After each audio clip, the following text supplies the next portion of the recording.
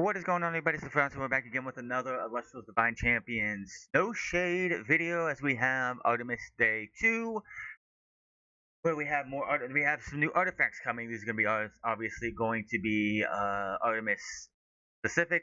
So, I'm not Artemis, I'm sorry, Athena. My bad, Athena Day 2, not Artemis. I've had a long day, but let's get into this.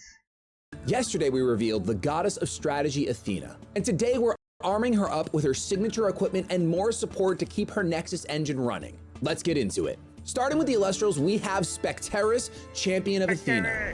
This Specteris gets +1 attack for each of your opponents' I like original Specteris, so this one looks pretty good too. I like the art.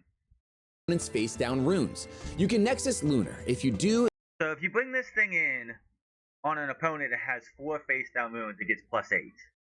It's going to be an 8-2. Wow, that's pretty interesting. this Specteris is unaffected by opponents' counter runes. Oh, that's terrible, man. So your opponent has an entire back row setup. Like they have Gorgon's Gaze, they have Shield of Achilles, and whatever else they have down there. And you come in with this Specteris, and you I like this one. This is a really good effect. I like this whole thing here. Gets +1. So they have the entire back row. You play Specteris, you Nexus to it. If they don't have PTA, you should be fine. But like, I wonder if that does that?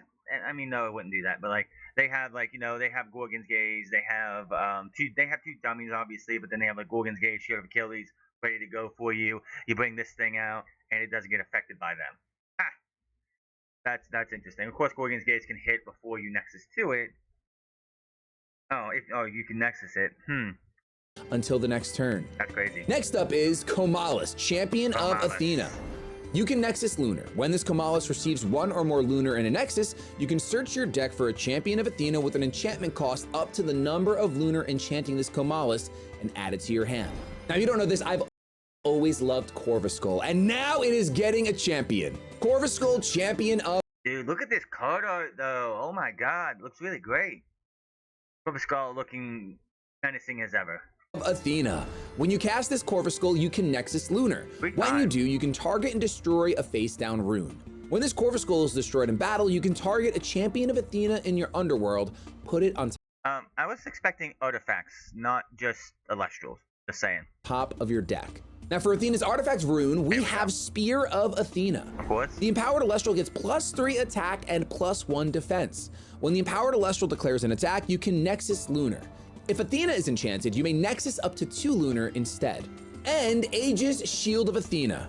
When you cast this Aegis Shield of Athena, you can... See, we have the Shield of Achilles, but Achilles doesn't have a Divine yet. I don't know if we're ever going to get him. I think we should. And now here we are with the Aegis Shield of Athena. Enchant Lunar to it.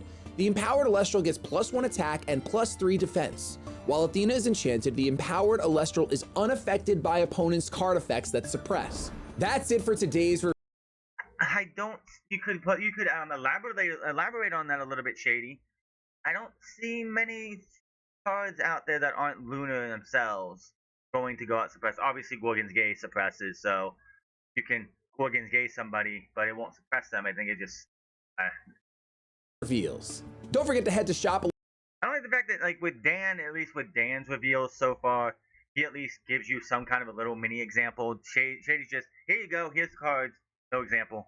I think it'd be nice if he could like had a little bit of what an example of what that means and what kind of cards could actually be affected by it, because there aren't many outside of the Luna that suppress. I mean, obviously Gorgon's Gaze does,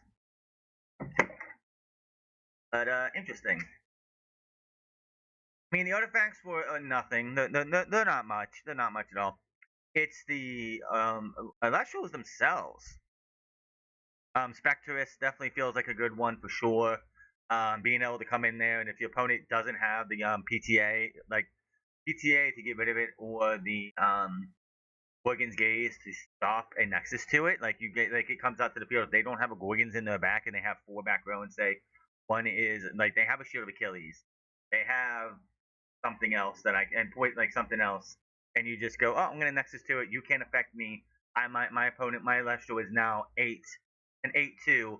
And unless you have one of the big boys, I'm probably mowing down any Elestral you have on your side of the field, because there aren't many Like you're mowing down, I'm pretty much sure, almost every 1 cost and most 2 cost. So yeah, that's gonna be a scary one. I'm sure people are going to like strategize against it and everything, but I do like that. I think Spectaris was the winner of this one. If you want to go with who wins each card, I think Spectaris is a pretty good one. I'm sure people on the Discord will be like, "Oh, it's a bad card." I don't know. It looks like it's a good one to me. Let me know what you think in the comment section below. Hit that subscribe button, comment down below, like or dislike this video. I'll see you guys here for day 10. Until then, y'all have a good one. I'll see you later.